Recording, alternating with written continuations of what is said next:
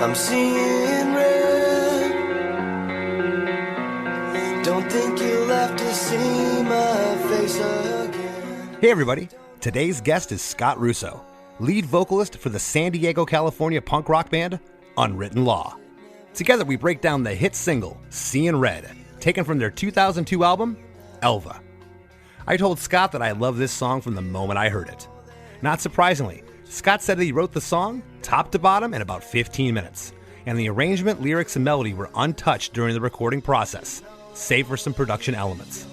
Scott recalls thinking that the song was just another album track, and not all that special, until the president of Interscope Records told him that he thought it was a hit and should be released as a single. The track showed true growth for Scott and the rest of Unwritten Law. He is really not sure where the song came from an artistic standpoint. Rather, he spoke of feeling like a vessel that somehow channeled this deeply personal and genuine tune. And who knew that Scott had a deep disdain for Guns N' Roses? I sure didn't.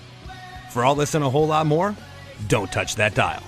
Hey, hey, have you heard? Chris DeMakes a podcast. Hey, hey, have you heard? Chris DeMakes a podcast. Hey, hey, have you heard? Chris DeMakes a podcast. Hey, hey, have you heard? Chris DeMakes a podcast. Well, hey Scott, how's it going, buddy? What's up, man? How you doing? I'm doing great. It's been a minute. I understand you're down in Mexico. I am indeed. Yeah, I live in Tijuana. I've lived here for about 4 years, and I'm born and raised in San Diego. But it's like Tijuana's like South San Diego, but a little more dangerous. That's all.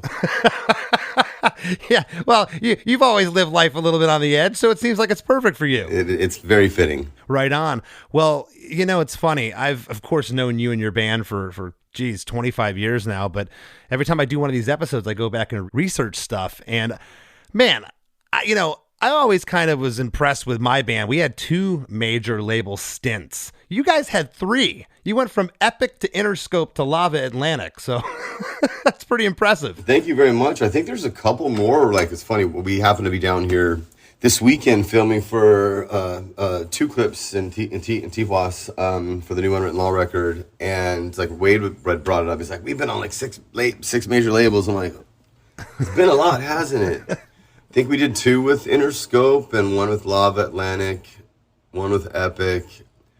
There's some more in there. We have more records. You guys are like the cat of the punk rock world with 9 lives. It's unreal. It was funny because my exact joke was like, I think it's like 6 labels, suckers, like, whatever. Like, I don't know, but we've been very fortunate to have people help us make records. Yeah. Well, your first record, The Blue Room, came out in '94. It was on Red Eye Records. It got picked up by Epic. When you signed to them in '96, you released The Oz Factor, and that's when I became aware of you guys, because Greg Graff and I had heard he produced the record, and then I heard the single Superman, and that's how I got introduced to Unwritten Law. So when we did inevitably sign to Epic, they asked us, you got to imagine, we're kids, we don't know anything about the music industry. We're literally like punk kids from Poway, and punk hadn't even happened yet. So we're just the bottom of the barrel, you know what I'm saying? And so when they asked us, who we wanted to produce a record, and obviously one would be inclined to go like, oh, fucking Rick Ocasek, or, whoever, he was a lot of the time. Some were like, Greg Graffin, that's who's producing our record.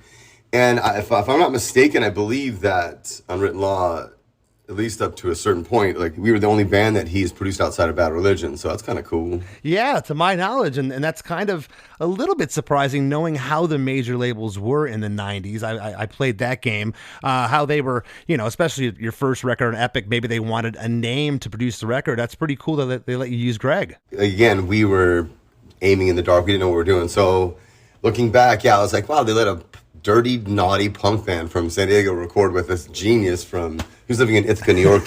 He was a professor at Cornell University, so we had to go out there to Ithaca, New York, to go record the record. And so the band stayed in the house, and then I stayed at Greg's house. So I was actually living there with him and his family. And I have a Bad Religion Suffer tattoo on my arm. So it's like, for me, I didn't even show him till like after like we were done recording. I'm like, oh yeah, I know one more thing. Check this out.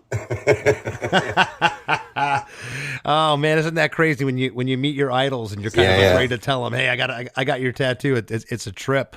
But It was 98 when you guys released the self-titled record, and we were doing some touring with you guys then. I believe we did the I can't remember if you guys were on Warped Tour Australia. I know we did Warped Tour in the States together, but there's a couple songs on that record like Kalen and California Sky, and you weren't just that dirty punk rock band as you called yourself. You guys were kind of branching out a little bit. It was becoming a little more pop. It wasn't as hard edge, and I love that record. And you were starting to pick up a little radio play.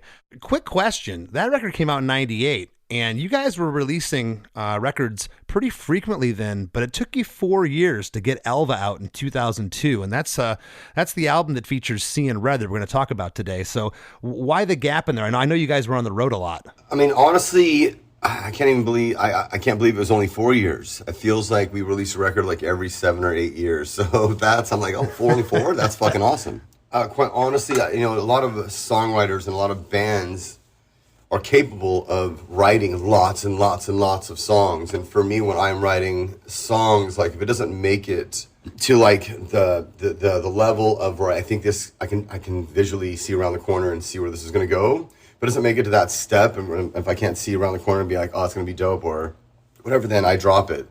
So when we release a record, like there aren't B-sides. Like we wrote 10 songs or whatever, maybe 13 songs in 4 years. And that's what it is. And touring obviously would have a lot to do with it.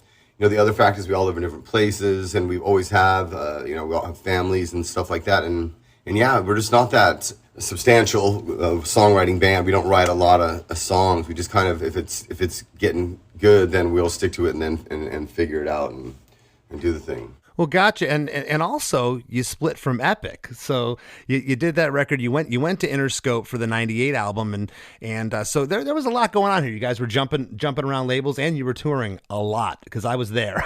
Yeah. Back in those days, we were touring like 270 days a year. It was wild, dude. I know, it's unreal. So the album Up All Night was the first single, and then of course Seein Red was the next song. And I was living in Tampa at the time. My listeners have heard me say this a ton, but at that time 97X was the station. This is kind of we had the internet, but pre me listening to anything on the internet or listening to things on things like Spotify and YouTube. So I was still tuning in and keeping my pulse on what was going on at commercial alternative radio. You guys were getting blasted with this song.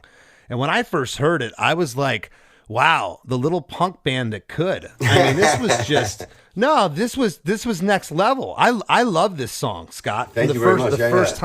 From the first time I heard it, I was like, wow, this is different. And what's really cool about it is, and why I love doing this show, is I start to break it down. I realize, wow, the arrangement, and we're going to get into that in a little bit. But it's a very weird song, especially me as a songwriter. It's not like you're we'll get into it, but yeah. To me too, when they picked out a single, I'm like, well, that doesn't have 3 choruses and it ends in a verse. Like, what do you mean that's a single? Like, I know. And again, I've said this before. On paper, it shouldn't work, but it does. You had spoke about Here's to the Morning. That came out in 2005, and you've had a couple records since then. The most recent is called The Hum. 7 studio albums to date, still kicking it. And yeah, like I said, this song in particular, when I thought about having you on the show, there's a number of songs. Up All Night, you've got great songs. Up All Night was a big charting song for you, but this one always hit me. I was like, wow. And I'm glad you got your what you deserve with this song, because to me it was a smash. Cool. Yeah, I mean, it did well. It was #1 in the country for 4 weeks. So that isn't just because the song was a great song or whatever. It's because it's literally like the right place, the right time. Songs are falling off the charts, and we happen to be climbing to a certain ratio. It's all these moving pieces that get you to #1. It's just, we were just fortunate and lucky, and the song was good enough to get there, yeah. And I'll tell you, we were the last bastion of bands in the early 2000s that were getting signed to major label deals. It didn't really happen. And all of us, everyone that we were running with on the Warped Tour, it's like everyone was getting signed, having their moment, and you guys had your moment then, and it was great. Can you take us back? Do you remember writing Seein Red? Was it something you had? It doesn't sound like you ever have anything left over. So was this something specifically written for the album Elva? I just kind of write songs. Nothing's really specifically written for a record or to be a single, especially in that matter. And this song in particular, as you know, as a songwriter, some songs, it takes you 3 days. Some songs takes you 3 months. Some songs take you a year to finish getting around it. Seeing Red, ironically, it happened in 15 minutes. Like, I literally picked up a guitar, started writing it, and wrote the song through in like 15 minutes. It was like I just went. I really, it's the only time it's really happened that quickly, that without any, like, really, like, almost like I was a vessel. Like, it took me 15 minutes from the front to back to like sit there and pin it. You know, I didn't listen to Guns N' Roses just because I don't like Les Pauls. and there's several reasons, but we'll just leave it with Les Pauls. And so I never listened to Guns N' Roses. And as soon as I wrote it and I showed it to Rob, my bandmate, he's like, that's another song by Guns N' Roses. And I'm like, what? I don't listen to Guns N' Roses. And it's to this day I never got pinched for it. So like whatever it is, but I guess the chord progression. But the chord progression is quite honestly not that original. It's C, G, C, E, C, G, D, which is not like groundbreaking shit. You know what I'm saying? So right, a little. He's like, oh, that's Patience by Guns N' Roses. I'm like, I never heard of it. Sorry, dude. Like, said, woman, take it slow. Things will be just fine. You and I'll just use a little patience. Wow, I'll tell you, I hear things like that all the time, and I would have picked up on it. I don't hear it, and I like to think I got a pretty good ear for those things. I don't hear it, Scott, at all. I didn't hear it either, but then again, I didn't listen to that shit either. So, well, hey, yeah, well, that's I didn't think Guns N' Roses is going to be brought up during this this talk we were having today. That's interesting. I can't tell you how many times I've heard this. My listeners know that some of the best songs are written very quickly. And when you say you wrote the whole thing, was pretty much all the lyrics done? Was the arrangement as what we hear on record, or did it go through some changes with your producer? Zero changes. I literally picked up the guitar and started in C. I'm Seein Red. Just because I thought that would be, in a lot of songs that I write, the opening lyric is really important to me. It has to be cool, and it can't be corny. And I started, I'm Seein Red, and I didn't even know what the song was going to be about, quite honestly. Don't Think You Have to See My Face Again was kind of the initial first two, obviously, lines of the song. And then I'm like, what is this song about? And then I figured out what the song was about, and I literally just penned it as I was writing the chords. I'm writing lyrics, and next chord's that, next chord, okay, there's next one, yeah, and that was how it went. What that song is about, which is really surprising to a lot of people, isn't about me viewing someone else and like, I'm Seein Red, don't think you're gonna have to see my face again, like whatever. It's when I started writing the song, I applied it to my wife at the time and what she saw in me. So it was her vision of me. And so that's what the song is like, is from her perspective looking at me. In this time of my life, I was very selfish and obviously partying a lot, touring so much. Like, we were on, like I said, like 260, 270 days out of 365. And I wasn't home a lot. Now I was just fucking being a 23-year-old dude in a rock band that didn't know a lot about life and about people and things. I started this, I didn't have the greatest, like I had somewhat of a loving family, a pretty loving family, but it was turbulent to say the least. So I don't have a lot of great human communication skills. So I've been told. And so like this song in particular, Seein Red, which a lot of people think I'm talking about someone else, is literally about myself, about what I believe that she thought and or should have thought about me. And so that's what that song is about. That's interesting. Can't really recall a time when someone said that this is how somebody else was feeling, and I channeled that. That's an interesting take on a song. Again, I don't think that she felt that or was channeling it. It's what I thought she should have been thinking about me. Oh, okay. I want to jump into the song now, Scott. The song's 3 minutes and 47 seconds. The intro is basically a double verse right off the top with this haunting arpeggiated guitar part. Kind of sounds like it has like a chorus pedal maybe on it. It's a clean tone. I'm seeing red. Don't think you'll have to see my face face again. Don't have much time for sympathy, 'cause it never happened to me. You're feeling blue now.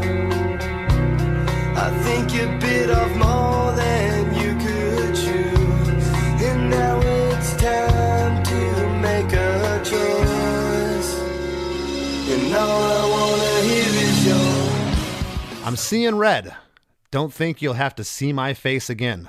Don't have much time for sympathy, 'cause it never happened to me. You're feeling blue now. I think you bit off more than you could chew. And now it's time to make a choice. And all I want to hear is your. All I want to hear is your voice. Oh, but you don't get that till the very end of the song, though. Oh, I don't, do I?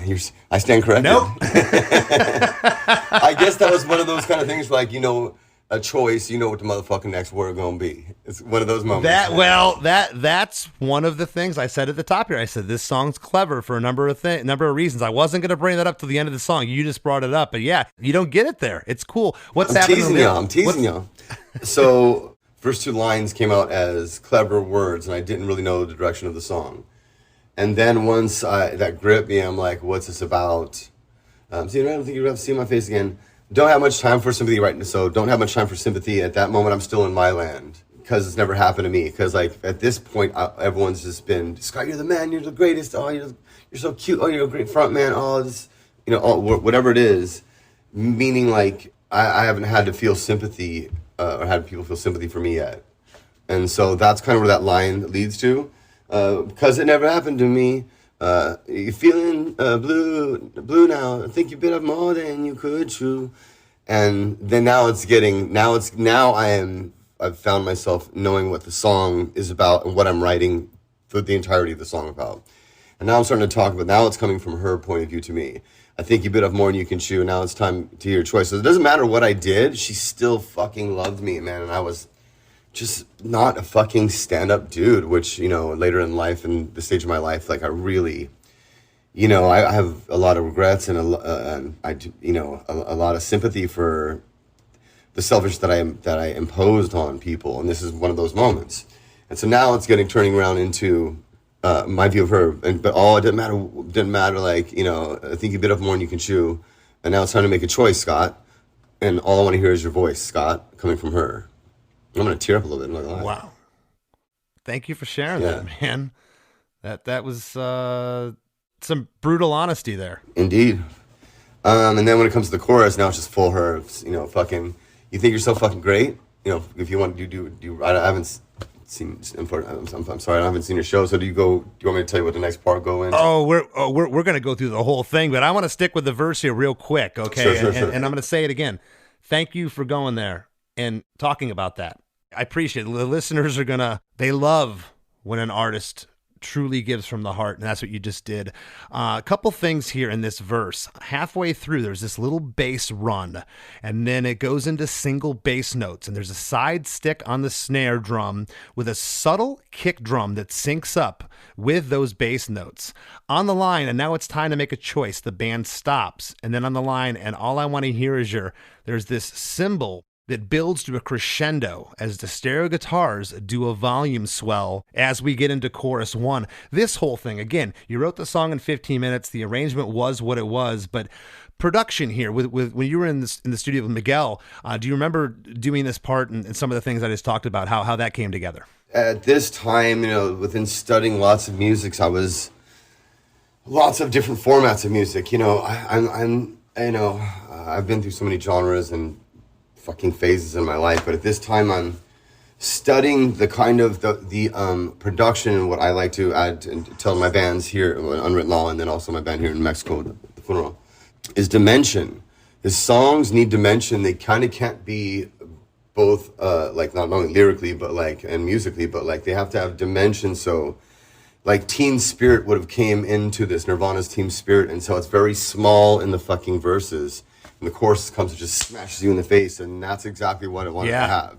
So I wanted to have real impact and real difference between the verses and the choruses.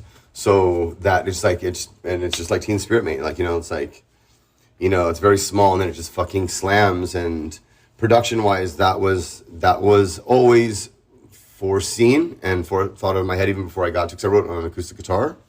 At that time, I just, when I was writing, I was just strumming heavier for the choruses. And then when I brought it to the band, we had to figure out how to translate it from guitar to Unwritten Law with distortion and production and so forth.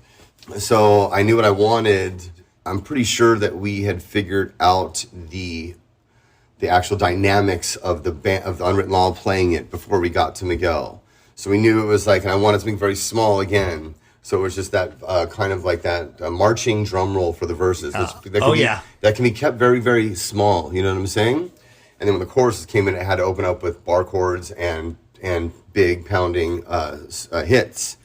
And so that's exactly what we did. It was quite simple, and it obviously wasn't revolutionary, but it did the trick, and it did give the song itself that dimension, that real a drastic dimension between the verses and the chorus. Like you fucking knew you were there when it got there, I'm glad you brought that up. The thing I love about this song too, there's no meandering like pre-chorus to get. It's just like you said, it's two different worlds. You're from the verse and then boom, you're into the chorus where it's just everything is just kicking you. You mentioned the marching band, and we're going to get to that. That doesn't come until the second verse. That is awesome when that part happens. Okay, the beginning verse is pretty simple here, but we get into chorus 1. All I wanna hear is yours. So follow the leader down and swallow your pride and drown. When there's no place left to go, maybe that's when you'll know. Follow the leader down and swallow your pride and drown. When there's no place left to go, maybe that's when you'll know. So follow the leader down when there's no place left to go. Maybe that's when you will know. Follow the leader down and swallow your pride and drown. When there's no place left to go, maybe that's when you will know. And this is a double chorus. You had kind of set this up a moment ago, but go a little further. What's going on here? Yeah, so that was just really straight to the jugular. I guess pandering would be a good word for the verses. I'm kind of toying around with, you bit off a little bit more, too much than you can handle, whatever. And then when the chorus comes, with the music comes that, the chorus, and with the music of the chorus comes that aggression. There's no more bullshit. Just like, motherfucker, fuck you. Follow the leader down. Like, if you think, you Greg Graffin or whoever your leader is, follow those motherfuckers. You're going down, straight up. Follow the leader down, swallow your pride and drown, like, because you're so egotistical, so up yourself, fucking choke on that shit. And yeah, again, it's coming from her vision of me. When there's no place left to go, maybe that's when when everyone's gone, maybe you know that that's why. I gotta tell you, I've heard this song how many times. When I sat down, my first thing that made me kind of do a little head jerk was this first chorus going, wow. It's a double. Usually you save the double chorus for later. I'm in the land of get a verse, give you a half a chorus, second chorus, give you a full chorus, third chorus, give you a double chorus or triple chorus with all these other hooks coming back in from previously in the song. This is why this song was so awkward to me. And when Tom Wally, as the president of Merscope at the time, told me, he's like, that's a single. I'm like, it's not.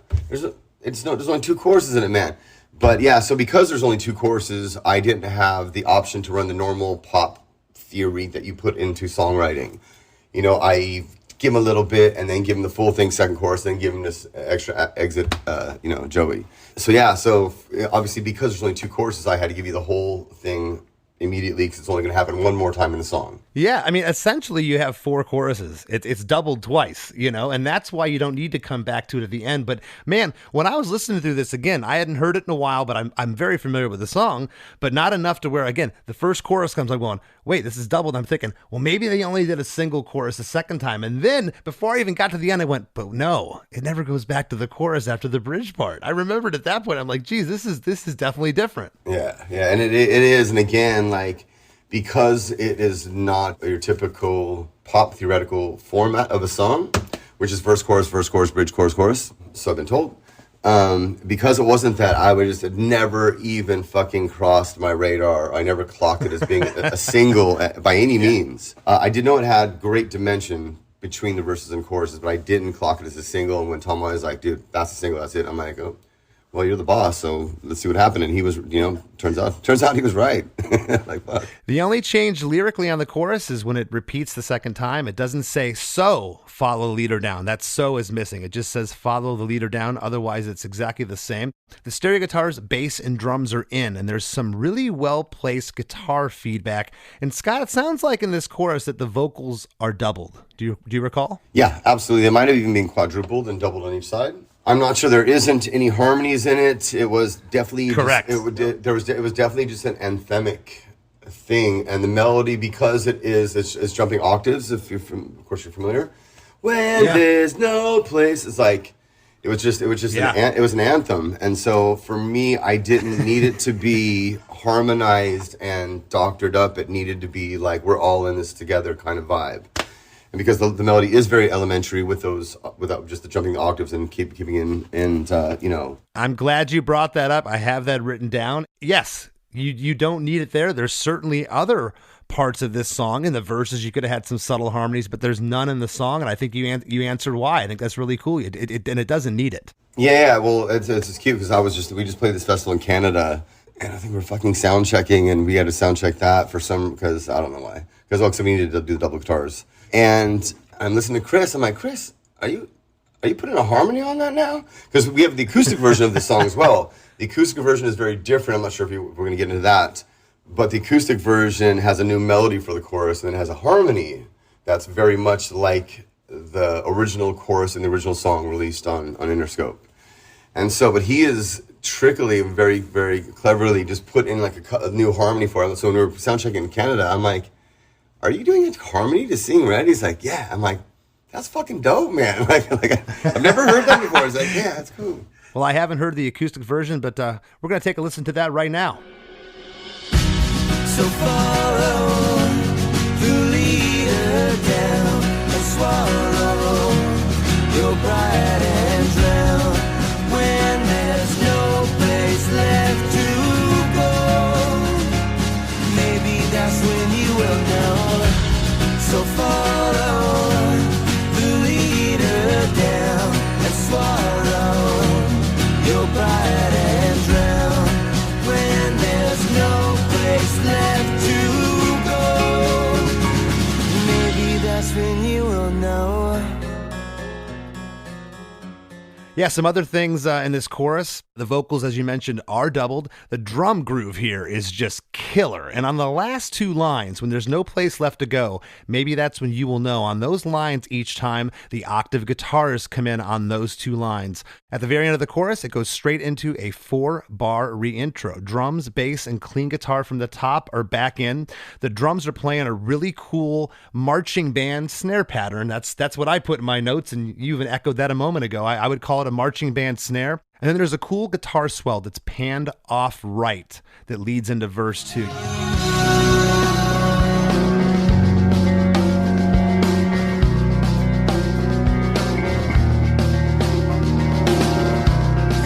foolish lies. Well, can't you see I try to compromise? 'Cause what you say ain't always true. And I can see the tears in your eyes. And what you said now can't stop the words from running through my head. And what I do to get through to you, but you'd only do it again. Scott, at the top of the song, I had mentioned that arpeggiated guitar part that starts, it's haunting. There's a lot of elements in this song that I would call haunting. That guitar feedback and those swells that are here. Did you hear all that in your head, or again, was that something you were kind of playing with in the studio? Because it makes the song for me. So Steve Morris, one of our original guitarists, when I'd written the song, he'd put in this extra note in that C, and then held it when he went to the G. So you can't see my fingers, so he's like, bo no no no, and I would have never pegged that note, but he put it in there, and I'm like, that's fucking genius. Can we hold that, sustain that throughout all of the chords? Yes, we can. Cool. And that's where that haunting riff comes from. And then the swells were basically me just taking a guitar and hammering on an octave, and and then swelling with my fingers, hitting the octave. And you have to hit it, if you notice when I play it live or whenever, is you have to hit it's why I'm singing, I have to hit the octave before I get to the note, and then start swelling when the downbeat of the note comes. And that's what you're hearing there, and that's what's played live. Yeah. Well, I'll see you around. Don't wanna stay and drown. The drummer got too thick. Hey everybody, don't go anywhere. We got lots more with Scott Russo after a few words from our sponsors. The number you have reached is 100.7 WMMS. It wasn't just a radio station, it was a lifestyle. Cleveland is a rock and roll city for sure. Get down! The Wrath of the Buzzard. WMMS. Cleveland. The rise and fall of one of the most iconic radio stations in America. Profiles, The Wrath of the Buzzard. PROH Files. Subscribe now wherever you get podcasts.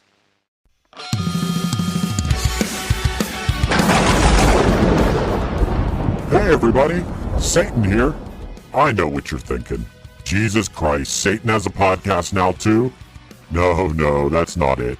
But I am here to tell you about a podcast, and it's one that's all about my favorite band, Punchline. Not the band you expected me to say, right? You probably figured I'd like Slayer, or maybe some backwards Beatles records or something. Those are okay, but you usually find me rocking out to fan-favorite Punchline albums like Action or Lion while I'm torturing dead people for all of eternity.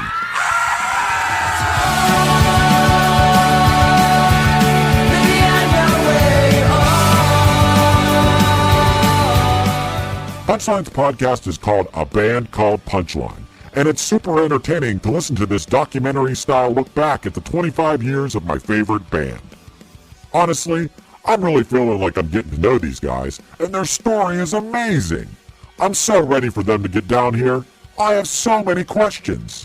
I gotta give them credit for catching on to my whole 37 thing, too. There's a reason why they're my favorite band, and if you listen to their podcast, they might become yours, too. A Band Called Punchline is available wherever you listen to podcasts. Check it out, and I'll see you all in hell.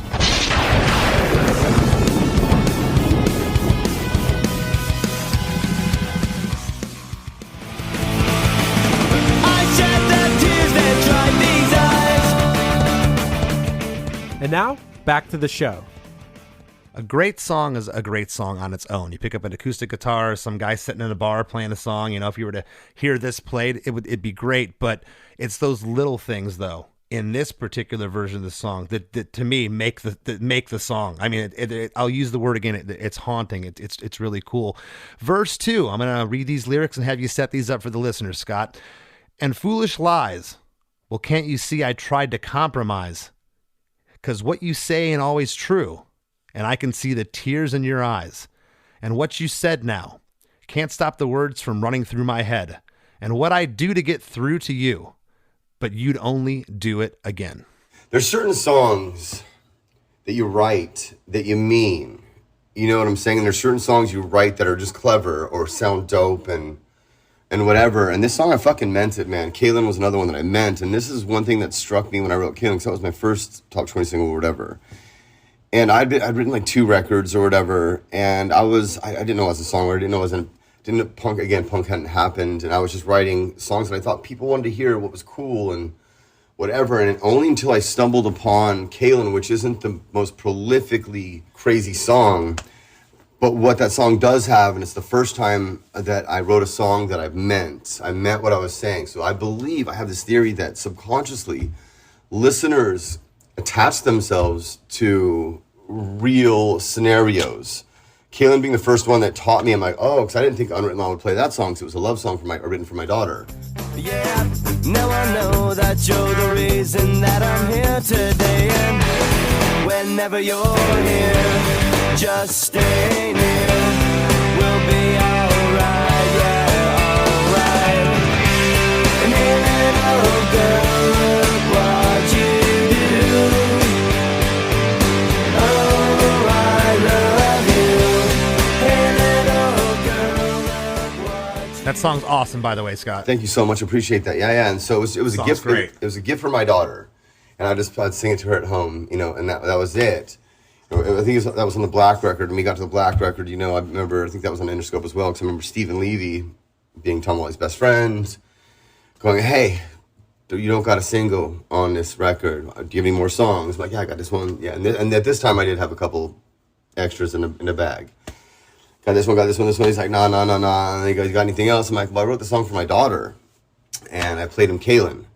And he's like, there it is. I'm like, dude, there's no way. My band, at this time, is a heavy punk rock band, or heavy band rock. That's the record you guys changed a little bit. I felt it. And to me, I was like, I haven't even shown my band this song. There's no way they're going to play this song. It's too lovey-dovey. It's not going to happen. They're like, dude. And we were in a studio in LA. They're like, dude, go in there and show them this song. And I went in there and played. I'm like, hey, he wants me to play you this song. And I played it for the band. And they're like, what? You've been sitting on that? I'm like, yeah, it's not Unwritten Law. It's not an Unwritten Law song. Like, and however, getting to the point is that I meant that song. Seeing Red, I fucking meant. Like, I meant the words. And so coming into the second verse, now you're fully in, her name is Jody. So now you're fully in Jody's, like, mindset to me and looking at me. And so if you want to start lyrics, and foolish lies, well, can't you see? And foolish lies, well, can't you see I try to compromise? Because what you say ain't always true, because I'm lying, you know? And I can see the tears in your eyes, because I'm emotional, always. And I see the tears in your eyes. And what you said, you know, because I talk shit. You can see and what you said. Can't stop the words from running. Can't stop the words from running through my head. Like, you know, I'm pretty prolific with words and lyrics, man, for better and or for worse. And what I do to get through to you, she's saying, what can I fucking do to get through to you? You know what, but Scott, you'd fucking even if I could get through to you, you'd only do it again. You know, and it's true. And that's what that is. Couple things here in this verse. You know, the first verse you get, don't think you have to see my face again, don't have much time for sympathy, because it never happened to me. And this one, it's because what you say ain't always true, and I can see the tears in your eyes. Instead of I can see the tears in your ooh, something that rhymes with true. I noticed the rhyme scheme. It only jumps out on paper when I'm dissecting it like this. As a listener, it doesn't really, but was there any thought to that? And this second verse was different rhyme scheme-wise than the first one? No, mate. Well, yeah. Well, I definitely don't like to use the same rhyme scheme in two verses, personally. Yeah. You know? And so if I'm in O's in the first verse, I'm going to be in E's and A's in the second verse and or whatever. Gotcha. And again, because this song came right out of my chest, fuck, man, I got to tell you, man, I wasn't really thinking. I was sincerely just writing, like playing and writing as it was going. Hence, I mean, I might have spent 25 minutes on it, but it was a very, very short time that I penned this song. It was like the shortest song I've ever penned. And so when I do interviews and all this kind of stuff, like, you know, like, how long did it take you? And, you know, again, some songs take you fucking 3 months, or take me 3 months to finish, and some songs take me 3 days, and this one was like, you know, fucking right out. I mean, I put the pen down and I didn't stop until I was finished writing the song. It was weird. It was wild. No, and again, I believe it. And when I say I believe it, now my listeners have heard me say this before. I had a producer one time. I just didn't want to sing this song. We'd already cut it on a previous record, and he's like, you know, I'm in the vocal booth. He's like, I don't believe it. I'm like, what do you mean? He's like, I'm not believing what you're singing, you know? And listeners, to your point, I truly believe with all my might, 100%, all my heart, that people can hear that. They can hear that sincerity in music. That's why some things work and some things are contrived and fake and they just don't work. They can feel that. In this second verse, the drums are still doing that snare pattern from the re-intro. Clean guitar and bass. Those guitar swells are now circling right and left. It's a cool effect. And I always dissect these songs in headphones because that's when I can really get into it. And I love that swirling sound. The third line here, because what you say ain't always true. The melody changes on that line. It's killer. True. You do this little triad there, and it's just that subtle thing on that line. 'Cause what you say ain't always true.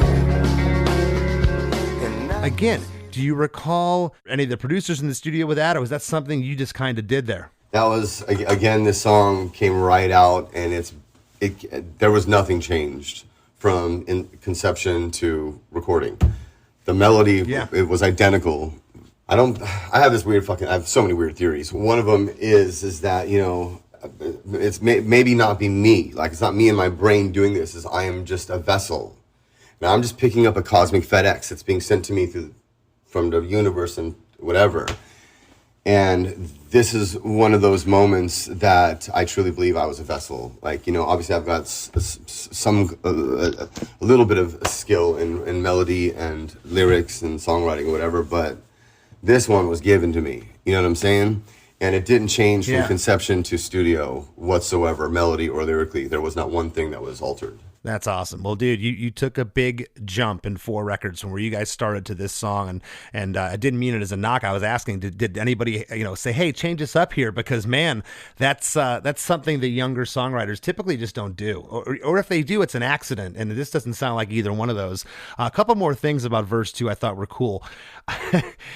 On the second to last line, and what I do to get through to you, on the word do, there's these 4 knocking sounds. It almost sounds like, I wrote in my notes, it almost sounds like you're banging on the underbelly of a submerged ship underwater. Do you know what I'm talking about? And what I do to get through to you. I almost feel like it's maybe a guitar delay, like the guitar went tick, tick, tick, tick or something, but it might have been a guitar, like muted guitar pop, pop thing. I don't know, but again, if you listen to it, the first thing I kept rewinding, I'm like, it sounds like you've heard, you know, the noise I'm talking about when it ships and you bang on it underwater. It's like a tick. It's like got this sound. I don't even know how the hell to explain it, but that's what I thought there. And then I noticed something else on the very last line. But you'd only do it again. On that line, unlike the rest of the verses, it sounds like a single vocal. It sounds like it's doubled on that line. Do you recall? But you'd only do it again.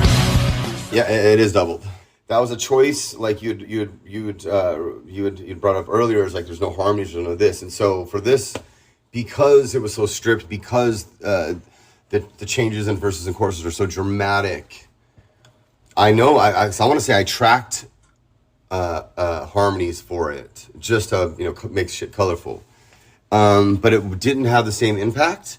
And I wanted the lyric itself to have impact. And so just to give the song a bit of production and or dimension, at least in the vocals, I fucking doubled up. So so it's gripping you. So, but you'd only do it again. So that was a choice. That was a choice not to put a harmony there and to double it as opposed to having it solo singled. That's cool. Well, on this last line here, verse 1 was a little more had that crescendo coming off the top with the cymbal buildup. But here you get this really cool, drawn out legato drum fill. It's just the fill is awesome. It leads into chorus 2. Chorus 2 is another double chorus, much like chorus 1. Do it again. So follow the leader down and swallow your pride.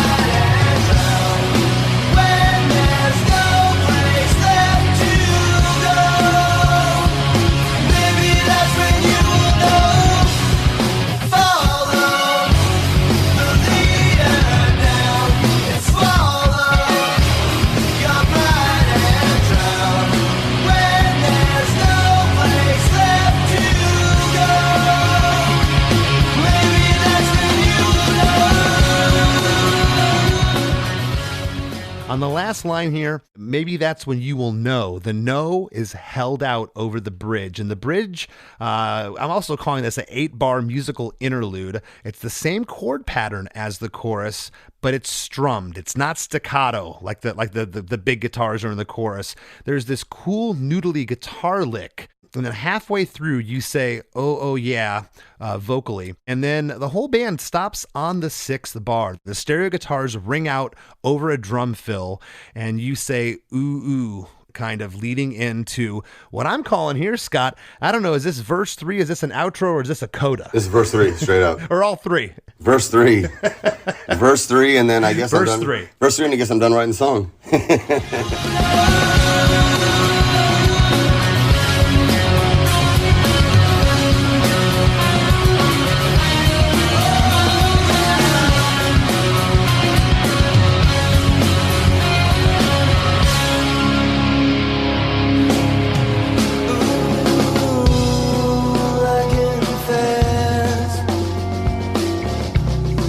Don't know what to make from all this mess.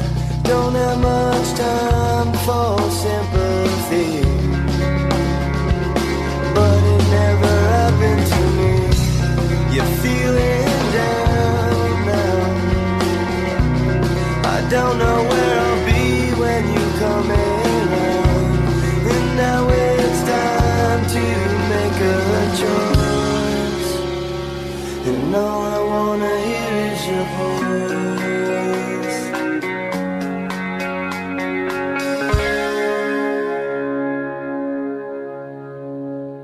I really freaking hate guitar solos. I just feel like, check me out.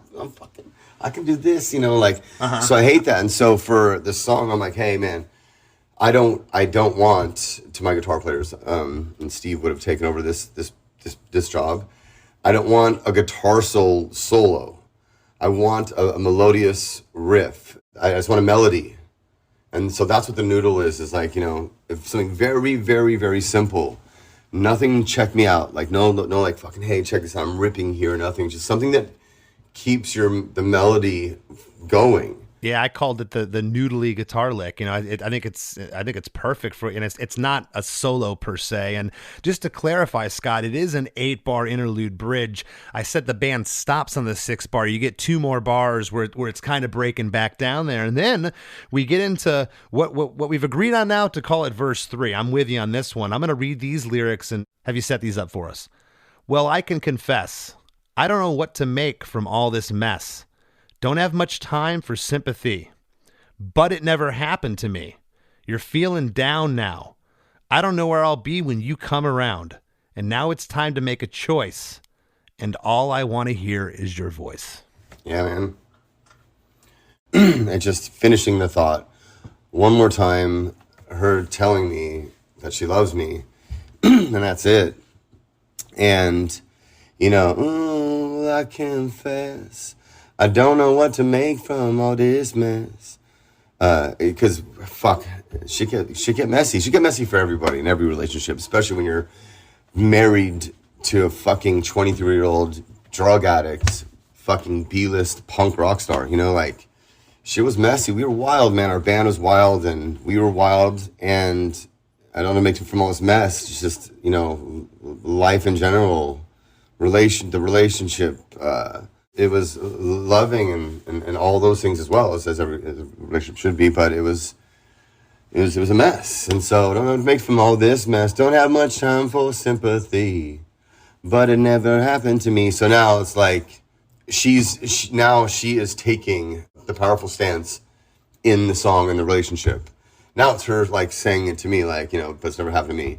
And then she continues on. You feeling down now? I don't know when you fucking finally wake up. I'm not sure where I'm gonna be.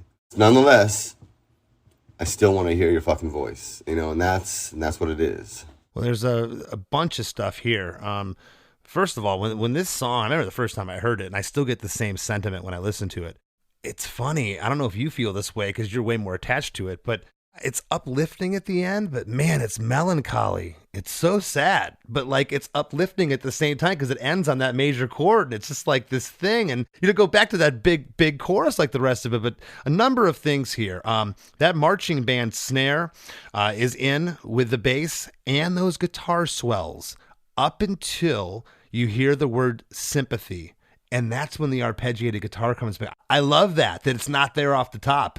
You know, you held it back. Yeah. Again, these are production choices. And so because it's such a simple song, obviously 5 chords, the same 5 chords throughout the whole song, producing-wise, you have to build dimension somehow. And so, yeah, it's just hip-hop uses this a lot. I use it in everything. It's just fucking muting things out and then unmuting them at certain points and so on and so forth. The other thing here, the vocal treatment, the delay on the vocal, it's not like it in the other verses.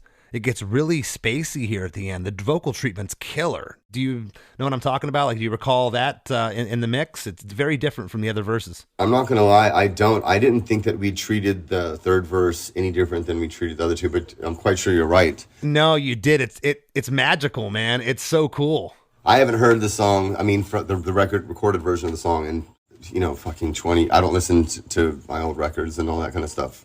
So I haven't heard it in so long. The way it was recorded, I don't know. But I don't remember off the top of my head us treating the third verse vocally any different at all. Man, that's weird. I cruise around listening to Less Than Jake records all day in my car. That's weird. I don't, joking. My audience knows that I've made that joke before.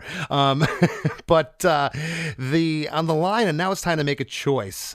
There's this cool, subtle snare fill with like a cymbal hit there. And then that last line, all I want to hear is your voice. Everything stops, but we start to slow down a bit, just to unravel the song. And now it's time to make a choice. And all I wanna hear is your voice.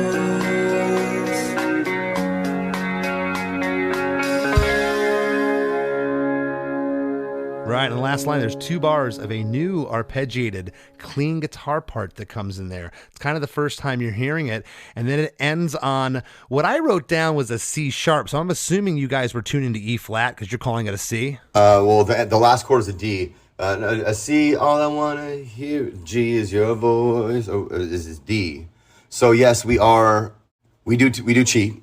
We do tune down a half step. No, that's fine. That's want to make sure we were talking about the same thing. And then I'll tell you what else I love on that last chord. When it goes to that clean chord, there's a really subtle kick drum that hits right with it. That's how the song ends. It's just one little kick drum. And then I wrote here, which we've already talked about it, but I wrote that you finally get to, even if you kind of knew what rhymed with choice in verse 1, you get voice here at the very end. All I want to hear is your voice. I mentioned earlier there was some clever things within the song, that being another one that you finally get it kind of gets the tie-in at the very end of the song. Yeah, it's just closing the thought process and ending it. And I think if I remember correctly, in the first verse, for some reason, even live when we were rehearsing before we recorded it, it didn't feel right to use the word voice in the first one because I didn't feel like there was enough time. And all I want to hear is your. I just wanted that. I didn't want anything to take from the downbeat of the one of chorus 1. So I didn't want no vocal there. I wanted the fucking power to hit. That's when you do a punch and having a word or a lyric over that part kind of took away the impact of that moment. And then in addition, as you graciously had said, is like I give it to you at the end. And it makes the lyrics themselves have impact. I've talked about this with other guests on the show. A lot of the guests, many of the guests I've had on the show are my friends or my peers or people I've met. When we sit around backstage, Scott, we'll be talking about our kids or we'll be talking about what time our set is, but I'm not going to sit there and ask you what Seein Red's about, like, even though I might think it.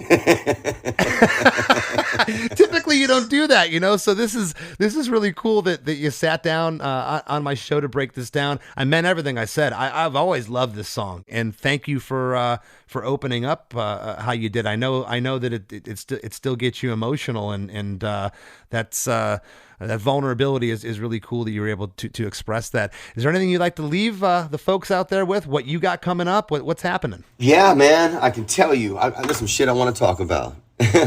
Let's do it. Let's do it. We're gonna do this shit. Unwritten Law released its first studio record in the last 11 years called The Hum about a month and a half ago. Please check it out, man. I put every ounce of my soul and being into this record. It took us 4.5 years to pen from front to back. It's 13 new songs. It's everything that I could give, especially in the climate of like rock, punk rock. I feel like everything's a bit sterile or contrived or nothing has a lot of soul, and so I definitely wanted to make sure, obviously with everything else, wanted to have melody and hooks and all these things, but it had to be real, and I'm very, very proud of this record, The Hum. It's out now everywhere. We released 2 songs as singles before the record dropped, just to awaken the audience, to let people know we weren't dead and we still around. So we released Ghosted and Beggars, one real music video and one lyric music video that's out on the interweb right now. And just on Sunday, we filmed our performance part for a double video, small movie for Magnetic, the first real single, and The Hum, the title track of the record.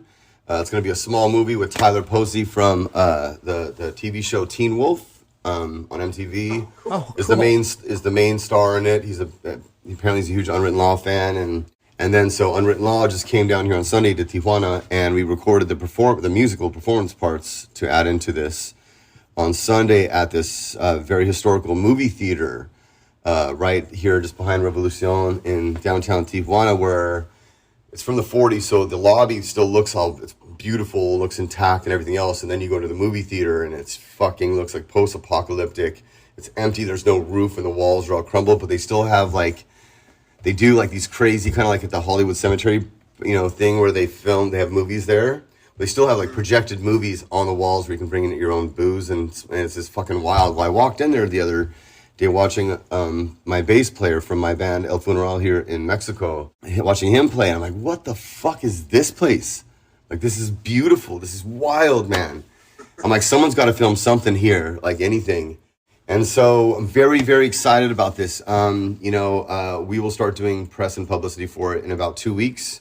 They're editing it right now, and that's what I'm really super excited for. We don't tour until January. We do a couple runs, or a couple shows out here in California, I believe, in January. And then we have Costa Rica and Australia in February. And then we'll come back and redo the United States on the East Coast a little bit. We'll probably hit a little bit Texas and so on and so forth. But that's it right now. We're really setting up our content and everything else for our publicists to go to work with this little movie, because it's now, I'm not saying it's revolutionary or anything, but it's fucking really special, and it's really cool, and the concept is fucking genius, and I'm really excited about that, and that's what's up. That's what's new with me. El Funeral, check it out. It's a 60s reggae band here in Mexico. I have all musicians that live here in my neighborhood. And 60s reggae meets Dick Dale meets Portishead. That's what El Funeral sounds like. El Funeral Music on Instagram. We haven't really started posting shit yet, so we're just getting started. We start recording in October. And then The Hum, man. The Hum is out everywhere. Check it out. Awesome, man. Well, hey, thank you for sitting in with us. I really appreciate it, Scott. And that's what's up, man. Thanks for having me, man.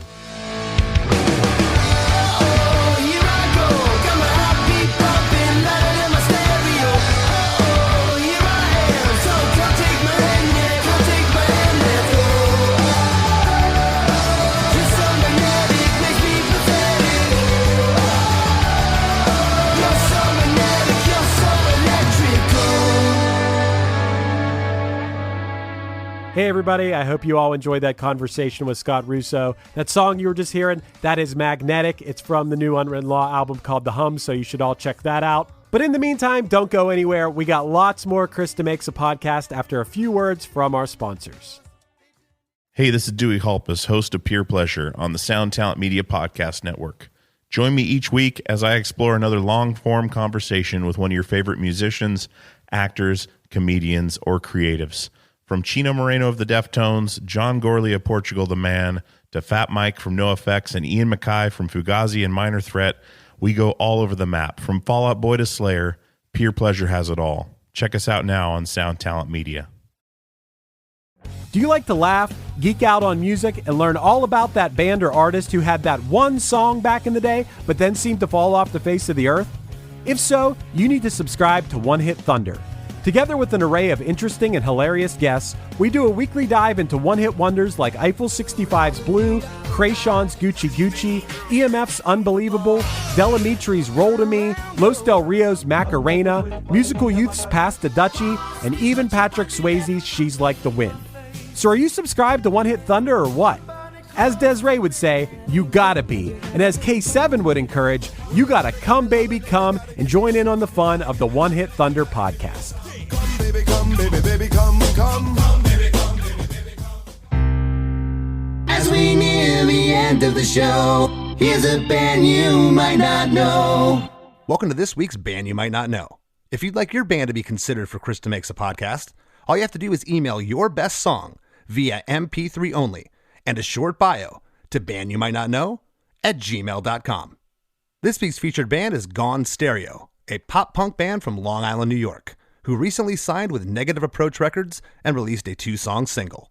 Here's a snippet of their song, Don't Think I Forgot About You. Because I'm singing in your radio. Yeah, like I told you lately that I no longer feel lost without you. Yeah, have I told you lately that I guess we're better off, I'm better off without you. The Wrap with Chris and Chris. Chris, that was a pretty cool one for me. I grew up on Unwritten Law. I think I told Scott I've been listening since Oz Factor, but in actuality, I think I've been listening since Blue Room, because I believe the song Suzanne was on a comp back in the day, which I think was on both of those albums, maybe. Anyway, that's irrelevant. What's important here is that I've loved Unwritten Law, especially as you brought up that self-titled album from, the black cover. Yeah. Man, that is a beast of an album. It's a great record, and that's when, I kind of had told Scott that's when things started to take a turn a little bit. Of course, that song Kaylin is on there. It kind of has a loop kind of drum beat. It's I'll just say what it is. It sounds very 90s, but it's unlike anything that Unwritten Law had done up to that point.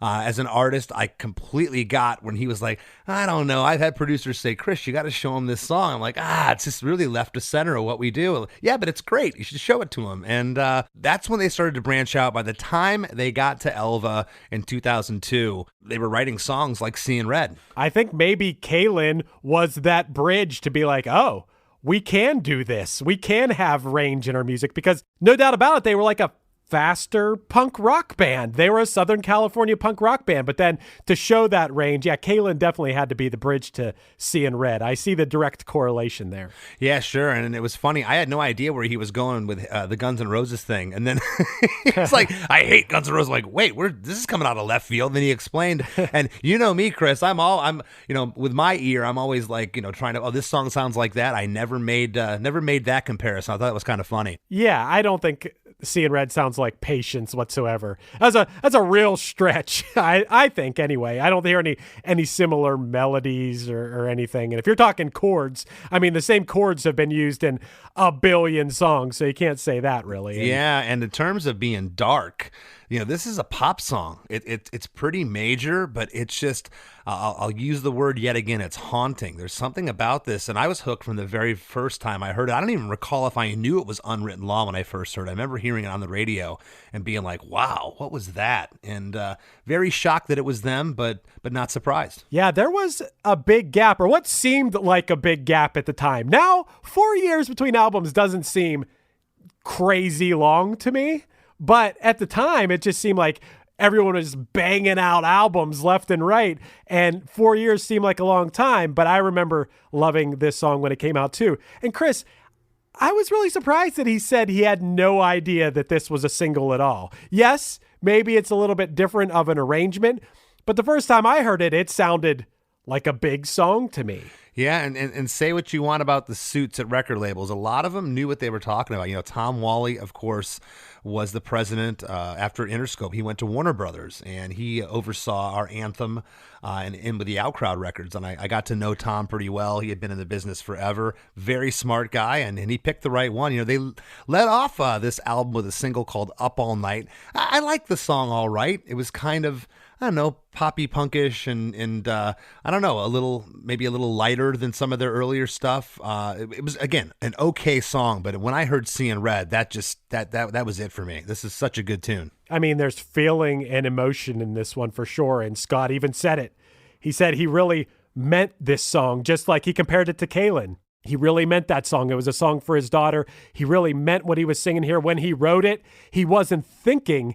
It was just kind of pouring out of him, which, once again, one of those songs written in under half an hour, whereas other songs might be a grueling process of days or months. This was a song that just came out of him. Yeah, and I'm, not trying to out him here for some visible tears. Of course, the listeners at home don't see what I'm seeing. We see each other on Zoom, and Scott even admitted, he's like, sorry, man, still gets me choked up. He was visibly moved by it 20 years removed after the fact. And that's that thing about songwriting that unless you're a songwriter, it's hard to explain that to somebody. It's cathartic when that comes out. And then when you're listening to it back, you realize, oh, wow, I didn't even know I had that in me to write something that personal. Well, yeah, a song itself that you wrote that, like he said, meant that much to him can take you back, let alone being on a podcast with somebody reciting the lyrics right back to you and asking you about it and asking you to expound upon it.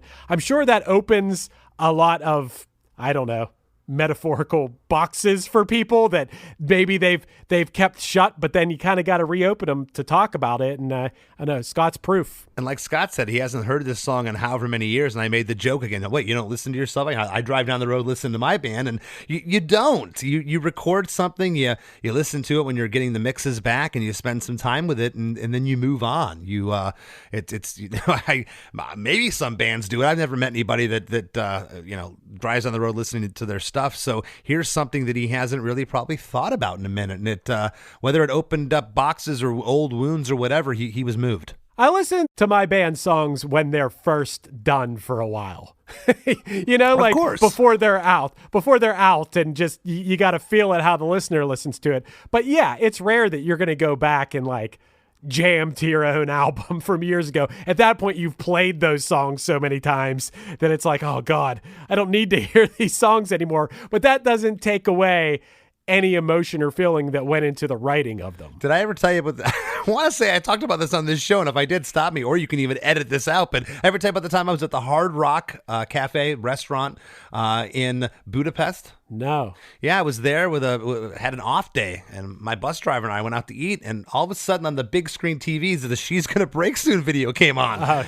Nice. And I looked at the Hungarian couple next to me and said, hey, they looked over and go, that's me on the TV. And they gave me this odd look, and they went back to eat their food like they didn't get it. Yeah. No, it's seriously me. That's awesome, man. You may have told me that before. That's really awesome. But yeah, typically, the song comes out, you just get it mixed, you listen to it for a while. But yeah, this definitely took Scott back, and I like that he was just, very, very forthcoming, just like, yeah, this is how I wrote it. I wanted this song to have two choruses, have them doubled each time. I didn't want to come back to the chorus at the end, and it doesn't sound like it got messed with too much in the recording process. It sounds like it was pretty much his arrangement with the added production elements that we talked about. Right, definitely. And hey, man, it's been a long time since Unwritten Law released music, and they just recently released this new album, and I heard that song Magnetic from the album on my new music playlist on Apple Playlists. I was like running on the treadmill, and I heard it. I'm like, who is this? This sounds familiar.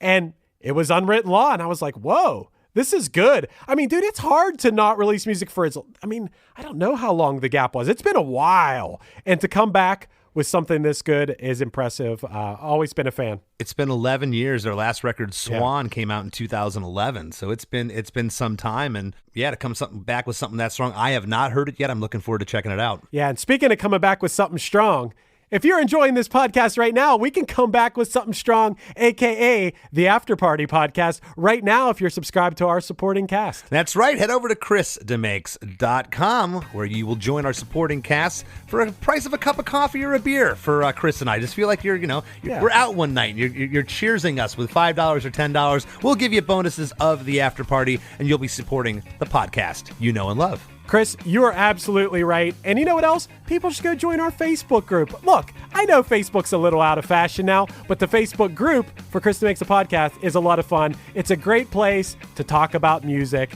and meet some cool people. That's right. We're up to 4,500 members. I can't believe that. Thank you for the support. It's been insane. Each and every one of you, thank you so much. And give me a follow on Instagram at @LessThanChrisD if you could. And I want to thank this week's guest, Scott Russo, for sitting in with us. And we'll see you next week. The number you have reached is 100.7 WMMS. It wasn't just a radio station, it was a lifestyle. Cleveland is a rock and roll city for sure. Get down! The Wrath of the Buzzard. WMMS. Cleveland. The rise and fall of one of the most iconic radio stations in America. Profiles, The Wrath of the Buzzard, PROH Files. Subscribe now wherever you get podcasts.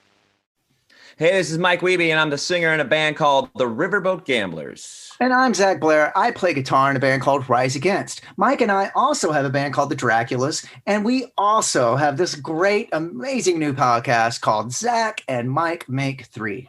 Yeah, each week we're going to ask ourselves and we're going to ask our guests what 3 favorite things they are into at that moment or in their entire lives. And then we're either going to agree with them or we're going to make fun of them. And you're going to listen to it and you're going to like it, or we will make fun of you. How about that? I just flipped it on you, the person listening to this right now. But we're going to do it every week here on the Sound Talent Network. Once again, it's called Zach and Mike Make 3.